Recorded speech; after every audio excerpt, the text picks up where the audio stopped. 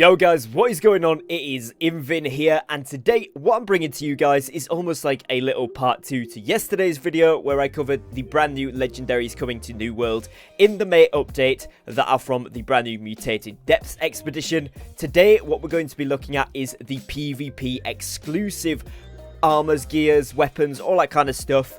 And what we mean by this is, for example, we'll click into the first one here, which is the Helm of the Bear, and these are going to have some of the brand new PvP only perks on them, like the Siege Ward that you can see on the perk list here. So I'm going to go over how you first of all can get these PvP perks and the ways of getting these at the moment, and then I'm also going to go into how you can of course obtain these pieces, as well as what they are and whether some of them are worth it. So hopefully this video can prove useful for getting you prepared and ready for these rewards once this update does drop, which we are expecting to be in the final week of May. Now before we jump into the video fully, if you haven't already done so and you do want to see more New World content from me here on the channel, please do make sure that you go down below and press the big red subscribe button with the notification bells on. I do upload every single day and I would love to have you guys here as part of my channel community. And if you do go on to enjoy the video and find it useful, please do drop me a like, as it massively helps to support me and my content here on the channel. And without further ado, let's jump into it. So of course the first thing, like I said, I'm going to mention here is the brand new perks themselves. Now Siege Ward is one of these PvP perks, and as you guys can see, we actually have craft mods available for these. A couple of weeks ago I made a video when this was first released. We didn't have craft mods for them, now we do, so this is really cool. But what you will see is where these drop from, and these are dropped from these small Carthanger potion packs, which are earned, of course, from your PvP reward tracks. So you actually might not want to get some of the potion reward packs, right, because some of them aren't as good, but these are pretty decent, as they do include, as you can see there, the tonic of Izakar, which is what you need for this mod. So yeah, it's one way of getting these, which is pretty decent. Just to give you a look at another one here, this is the Shirking Heals perk, and this is a PvP only. Again, this is a tonic of Tyrannus, and again, you're getting this from the defensive potion packs, the small brown potion packs, and things of that nature. So again, it's going to be predominantly from your PvP reward track. Even though you can get the craft mods, you'll need to get the craft mods through the PvP track, even if you don't want it on the specific gear. So for those asking in yesterday's video, and of course predicting people will be wanting to know that today here again, you can get craft mods, but you still need to do your PvP rewards in order to get them, and then you can craft items obviously with your timeless shards, etc., that have these brand new PvP perks on, but you will still need to advance the track to do that. So the first set, if you will, that we're covering here is the Siege Ward set. This one is the PvP only perk that provides 6% less damage from siege weapons. Honestly, pretty much a stinker right now. You're not really going to need it at all in the arenas. There's literally no benefit to it. Barely any benefit in Outpost Rush unless they really place some incentive on using those siege weapons. They get used once every 50 matches, if that, and they're not exactly the most powerful thing. They get shut down pretty quickly. Wars is the situation where I could see this being pretty decent, but even then it's only good until you take out the siege, which a lot of teams go for the siege first and then proceed to take the points, or most teams now from the enemy side of things generally just use the defensive war horns, so it's not actually going to be that amazing. However, it is new and it may come into its own element later down the line of the development cycle of the game, so it's worth mentioning that it is here. This is a very decent heavy helmet. Of course, all of these items that I'm going to talk about will come between, you know, your expertise range, so it could be anywhere from 590 to 600 if you are at the max gear score, and you will need to get them upgraded to 600 to get all 3 perks. Goes without saying, but I thought I would just mention that at the start. It is a 25 con heavy helmet with Elemental Ward by default, and then Refreshing, Resilient, and Siege Ward. Not bad at all, and again, as you can see on the right-hand side here, if I scroll it down a little bit so you can see just above the camera, it says that it is a PvP reward, and this item can appear randomly on the PvP reward track on the following checkpoints, with checkpoint 3, the third variation, which is like the best one of the few, if you will, and it costs 3,250 as of salt, and it requires PvP track level 5 and above for it to be available to drop. So that box is going to be up on all of these. I won't read it out every time because it's pretty much similar for most of these pieces, but just so you're aware, if you do want to check it out, of course we're using New World Database. It will be linked again below in the description. Big shout out to those guys for compiling the list, so you can check it out for yourself if there's anything specific you want to, but that's just going to be the way we're going to go through this. So moving on to the second piece here, then we've got the Baleful Protector. This one is again a Siege Ward heavy chestplate with 25 con. It also has the Resilient, the Refreshing Ward, and then the gem, which is the Elemental Ward.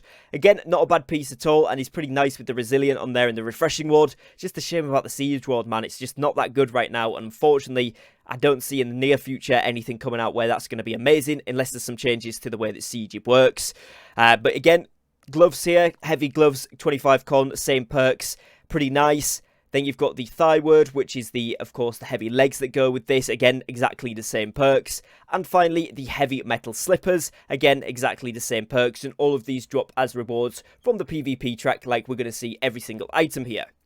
Then we are moving on to the Bergen's Gaze. This one is the start of the Shirking Heels. Now, Shirking Heels is actually probably one of my favourite ones. It's not great for every situation, but particularly in the arenas, it is a really, really good bet. Shirking Heels is a PvP only one. Again, all of these are going to have at least one PvP exclusive perk on. And Shirking Heels, successfully dodging an attack, heals you for 100 health plus 1% of your maximum HP. Each armor piece with this perk on adds a stack, and it can only be triggered once every 5 seconds. So essentially, if you have it on 5 pieces, you get in 500 plus 1% for each piece of your max HP. Let's say you're on 12k, that's 120. You're going to be on basically 1100 health every 5 seconds when you dodge an attack, which is actually a very useful thing to have, particularly in that arena situation. Now, this one again is a really good set. It is a medium piece this time with the Constitution stat, and it has Resilient, Refreshing Evasion, and the Shirking Heels that I just spoke about, with the Elemental Ward by default. And that is really nice piece, honestly. It's a really decent medium piece if you are going for a medium set or medium pieces of armor. Really decent one to have, and Shirking Heels by far one of the better perks and one of my favorites for definite. Next, we're looking at the Dragathact, which is a medium chestplate. Again, exactly the same perk setup as before, and again, it's just a medium one, so any light armor wearers or people who are going for a funky setup with that medium armor, this could be the one for you. Again, Resilient, really good. Refreshing Evasion with the Shirking Heels. You can't beat this setup, honestly. If you need medium pieces, you're probably going to want to go for these drops if you're going to be playing Arena, because they are super, super good. Then we've got obviously the grips that go with them. So the gloves, medium gloves, again, 25 con, same perk setup. Then we have the legs, again, the March. These are the same setup, medium Constitution legs. And then finally, the shoes, the white shoes. These go with that set as well. Again, medium 25 con. So overall, a very nice set. And for those of us that are building up different pieces of gear, different weight classes, etc., putting some of these pieces together into one set is going to be super, super good. Now, with Shirking Heels, we also have the next set here, which is the Solemn Cowl. It is a light Constitution set. This one comes with Resilient, Refreshing, and the Shirking Heels perk, the same as before, and by default has the Physical Ward Protection gem in. Again, it's dropped from, of course, the PvP reward track, and it is a light set, so that's the helmet. We then have the chest plate, which again is a light chest plate, has exactly the same perk setup, 25 con light. Again, then the gloves for this one are called Grasping Futility. These, same perk setup, light Constitution. The leggings, which are Enchanting Tights, which have again the same perks, same Constitution, and the same light armor class. And finally, the boots, then for this set as well. Very nice indeed. And for all of these armor sets, I think it's great that they've added Constitution, because pretty much everybody uses at least a certain amount of Constitution. And in the arenas, I would say 150 or 200 is where you want to be sitting. So 5 lots of 25, you're going to be at that 125 mark. It puts you nicely up there, being able to spend your actual attributes and maybe your jewellery on some other things, which is very, very decent. And again, this light set's really good with Refreshing on. They've thought about that. You know, a lot of players that use light for PvP or for PvE will like Refreshing. Resilient, obviously this is a PvP set, so Resilient only works in PvP, but it's something that is vastly needed and is considered best in slot on every piece right now. And then Shirking Heels, like I said, they're one of my favourites, a very, very cool one. Now we're moving on to some weapons here. Those are kind of the main sets that you can get. There is also other pieces of gear you can get dropped in and amongst these, but those are kind of the legendary drops. The weapons, then, we've got first here the Sword of the Champion. This is, of course, a 15 strength sword with Vicious, Mortal Power, and Penetrating Backstab. Penetrating Backstab, again, a PvP exclusive new weapon perk. This one is where backstabs penetrate 10% of the player's armor. I've used this a little bit in the PTR, and honestly, it is really, really good. Lots of players seeing lots of success with this across the forums and across YouTube. So I think that this is going to be a good one, but I think where this is going to shine through even and more is things like OPR and in the war situation, where you've got more of a chance to get behind your opponent without them realizing. This could actually give you a good 10% extra bit of damage, and it's a very nice setup for the sword if you are going for a DPS style of play, so that is very good indeed. Next, we're moving on to the Berserker's Axe. This one is a legendary hatchet with 30 strength. Again, we're looking at Vicious, Mortal Power, and Penetrating Backstab.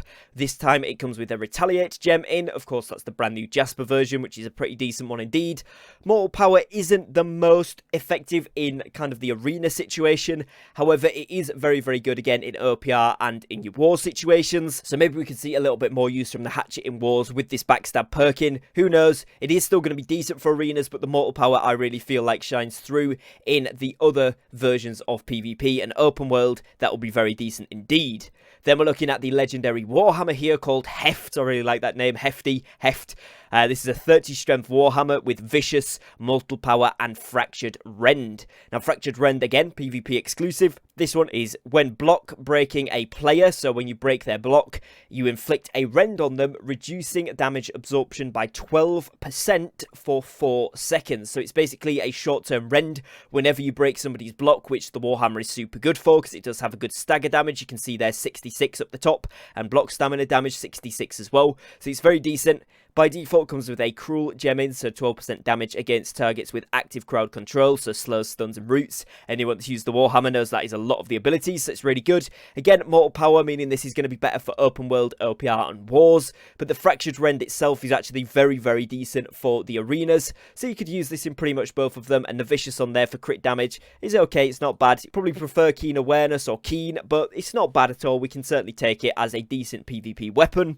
Then the Violent Wrath. This is the Great Axe. Again, 30 strength, Keen, Mortal Power, and Fractured Rend with the Cruel gem. Not too bad, but there is definitely better ones out there at the moment, so I'm not going to spend too much time on that one. The Bowman's Pride right here, we've got the bow, which is legendary, 30 dexterity. Again, we're looking at Vicious and Mortal Power, but with this one, we have the brand new PvP only perk called Penetrating Headshot, and this is where headshots penetrate 7% of a player's armor.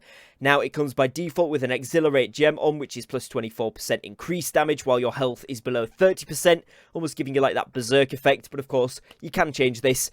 Now, the Penetrating Headshot, a lot of people have been having a lot of success with on the PTR. It's been doing some crazy, crazy damage off the rip, where you can just get a shot through the middle of those pillars, even after the change. There's still a certain angle if people want to try and challenge it. Very, very useful, been putting out a lot of damage, and has been very, very much a fan favourite. Mindfulness, this one is a musket, again 30 dexterity legendary with Vicious, Mortal Power, and Penetrating Headshot. Same differences with the bow. Lots of people have been seeing some very good results when they're hitting headshots with this, so certainly would recommend it. Next, we're on to the Flint Stick. This is a legendary fire staff with 30 intelligence. Again, we're on the Vicious and the Mortal Power. This time, we are getting Alacritus Punishment, which is, again, a PvP exclusive, and it's where you deal 8% additional damage to players with haste. Now, again, in the arenas, sometimes this is good, sometimes it isn't, but OPRs and in wars and in open world, this is really, really good, because you're going to see people who use the Blunderbuss Blast Shot, the Beacon from the Healing Staff with the speed upgrade, etc. All of these things will mean that you're going to do 8% additional damage, and with something that has a lot of AoE like a fire staff, this is actually a really decent perk. So again, in open world, I've tested it a little bit, it seems to work pretty well. Haven't tried it in wars or in OPR, because on the test server mainly people are just playing the 3v3s, but I would imagine that is where this is going to shine through more than the arenas. Maybe in the arenas sometimes, depending upon what other perks players have, of course, and what abilities they use, but overall more again for the larger scale stuff. Then we're moving on to the Font, which is a life staff. This one comes, of course, with 30 focus, Blessed, which is plus 20% healing, Refreshing Move, which is really, really nice, and then the Alacritus Punishment, brand new PvP only perk. Again, this is going to be great, I think, in war situations where players are going to be doing a little bit more haste, and it'll be interesting to see whether that deal 8% additional damage to players with haste works in reverse, because obviously weapon damage goes towards the healing with the light attacks. If that works when you've got teammates with haste, maybe it increases your healing. Haven't tested it yet, but it would be interesting interesting to see. If anybody has tested that in the PTR and knows the answer, do let me know in the comments. But either way, it's a very decent life staff, and I think, again, in certain situations, is going to be very, very sought after.